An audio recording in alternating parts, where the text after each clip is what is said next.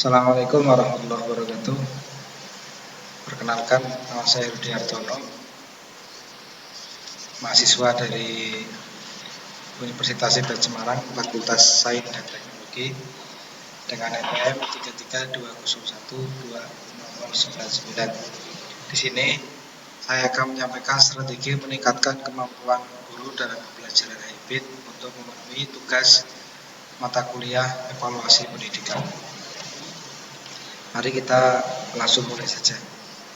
Yang pertama, sinkronus, asinkronus, offline, dan online. Perbedaan antara offline dan online tentunya adalah offline itu kita bisa berkumpul bersama, sedangkan online tentunya kita hanya menggunakan media-media yang sekarang sudah berada. Secara pembelajaran pun mereka manual, sedangkan yang offline itu online tentunya sudah otomatis bisa pengetahuan sebagai hal yang biasa karena bisa dicari dari berbagai macam media. Prinsip pembelajaran dalam hybrid learning adalah fokus pada peserta didik yang beraneka ragam karakteristiknya. Yang kedua, interaksi antara pendidik dan peserta didik antar peserta didik sendiri. Umpan balik yang cepat dari sumber belajar ke peserta didik, kemudian nuansa kehadiran efektif yang dirasakan oleh peserta didik. Kunci sukses dalam hybrid ini adalah jam terbang, kemudian berpikiran terbuka atau berani bereksperimen sesuai dengan pesan dari Mas Menteri, yaitu guru merdeka. Kemudian tidak henti untuk belajar atau lifelong learning. Apakah artinya menjadi guru merdeka yang disampaikan oleh Mendikbud di era pandemi ini? Yang pertama adalah merdeka itu dalam arti menentukan tujuan pembelajaran, menentukan strategi pembelajaran, menentukan model pembelajaran, menentukan bahan pembelajaran, serta menentukan evaluasi pembelajaran. Yang terpenting kita sebagai seorang guru itu tidak boleh bersifat hanya menugaskan. Kita memberi tugas di Google Classroom tanpa adanya kolom bertanya, tentunya tidak sesuai dengan rencana pembelajaran kita.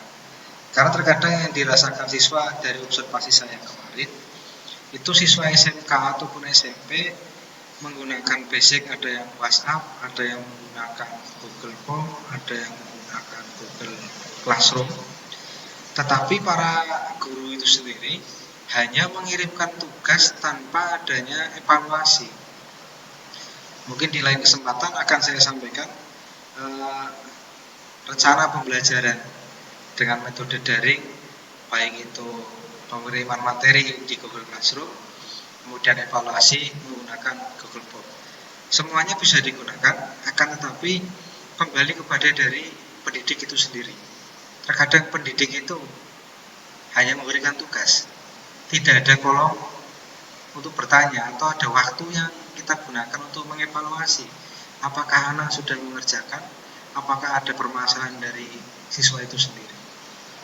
Itu merdeka, bukan merdeka yang tanpa batasan. Merdeka dalam menanamkan literasi. Mungkin di masa pandemi ini anak-anak juga secara karakternya itu sangat jauh.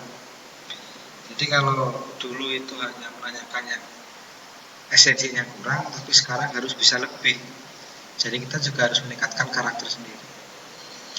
Bagaimana sih untuk membekali kompetensi siswa? Yang pastinya bisa dengan masalah, ataupun proyek, ataupun kolaborasi kelompok, dan lain sebagainya. Bagaimana sih sekolah masa new normal?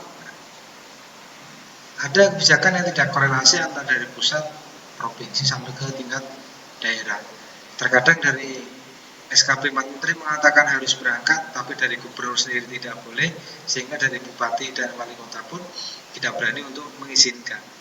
Tentunya kalaupun ada sekolah yang diizinkan, maka harus yang pertama adalah orang tua itu harus antusias dulu serta mendukung. Ini resepnya untuk meningkatkan pembelajaran. Pilih mana yang daring dan mana yang luring. Kita tempatkan proporsional kita. Kalau memang harus daring ya kita daringkan, kalau yang luring ya kita luring. Dengan cara kita mengirim satu tugas menarik untuk berbagai mata pelajaran. Contoh, apa yang harus dilakukan oleh berbagai pihak agar pandemi dapat segera berakhir. Nantinya mereka akan terpacu untuk berpikir dan banyak hal yang bisa dikerjakan. ataupun memberikan tugas yang dapat dikerjakan bersama oleh seluruh anggota keluarga. Dengan cara contoh buat video wawancara mulai senam masing-masing anggota keluarga. Ajaklah peserta didik bereksperimen secara mandiri, karya cipta, bisa prototipe ataupun lain-lain. Cari agar konten yang diusahakan menjadi menyenangkan. Kunci dari kesuksesan pembelajaran daring, kalau di sini adalah hybrid learning-nya adalah instructional design. Guru sebagai arsitek program dan proses pembelajaran atau strategi. Kita sendiri sebagai seorang guru harus dibekali dan dilengkapi dengan kemampuan merancang proses pembelajaran berbasis hybrid learning. Komponen hybrid learning yang perlu dipersiapkan diantaranya untuk memperlancar dan meningkatkan efektivitas proses pembelajaran. Ada people itu sendiri sebagai manusianya, proses, metode kompetisi yang harus kita rancang, teknologi, sarana yang harus memadai dan konten, adanya akses secara luas dan bebas terhadap sumber belajar di seluruh dunia. Bagaimana sih tingkat kematangan dalam sekolah kita sendiri?